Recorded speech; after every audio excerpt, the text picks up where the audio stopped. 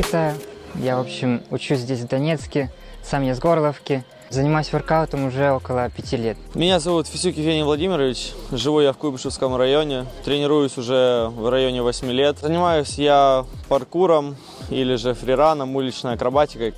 Меня зовут Владимир, я с микрорайона Бассе. Занимаюсь примерно 6,5 лет стрит-воркаутом.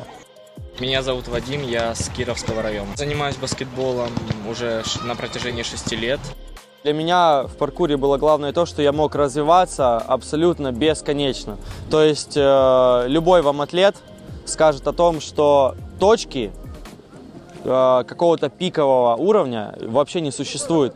То есть это постоянное развитие. Было интересно сама культура паркура. Начал заниматься акробатикой. Ну и так нашел друзей. Потихоньку начал заниматься всем по чуть-чуть. За годы моих тренировок для меня воркаут это уже как образ жизни, я к нему уже привык. Я начал заниматься стрит-воркаутом в 15 лет. И с тех пор вот до сегодняшнего дня я занимаюсь. Я участвовал во многих соревнованиях, участвовал в макеевских, горловских, ездил в Янакиево. Были соревнования также здесь, в Донецке, также они были на этой площадке, проводились они и там, и тут также были. Впечатления были сногсшибательные, потому что площадка реально очень масштабная и очень много всего, много турников, много возможностей. Площадка сама по себе как точка соприкосновения. Здесь встречаются люди разных вообще направлений. Кто турники, кто только по сальту, кто-то бегает легкой атлетикой. Тут же проводятся мероприятия, стрит-воркауты. Площадка объединяет людей вообще разных направлений спорта. В принципе, первый раз, когда я увидел эту площадку, я был без роликов, и я тогда учился паркурить. И, в принципе, меня восхитило. Я очень обрадовался, что у нас появилось такое. Эта площадка, на которой мы сейчас находимся, в парке Щербакова, я ее увидел примерно 6 лет назад. Я сразу в нее как бы влюбился, потому что у нас на районе все турники очень плохого качества. А эта площадка была на то время очень универсальная, на ней даже были гимнастические кольца. Эта площадка позволяет как раз-таки развиваться в этих направлениях, искать для себя какие-то новые элементы, новые вещи, которые вдохновляют тебя, которые радуют, не знаю, вызывают чувство восторга, адреналин какой-то, свободу и так далее. То есть это вещи, которые, они на самом деле просто радуют тебя, и все. Впервые, когда увидел, круто, такой площадки нигде не было, и это было в новинку.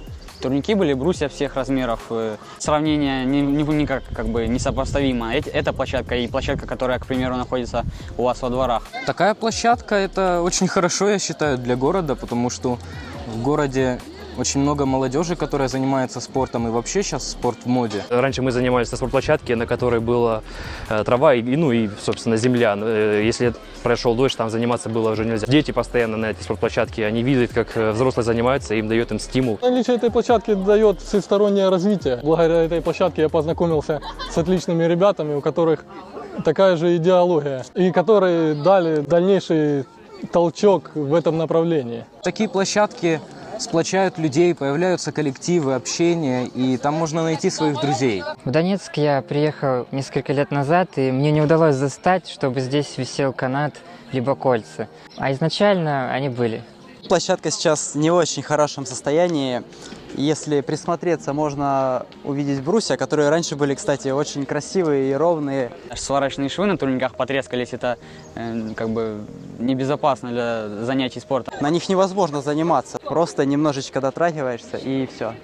Косметический ремонт ей уже не поможет. Этого мало будет. Заметны повреждения на покрытиях, которые усложняют занятия, которые приводят к какому-то травматизму.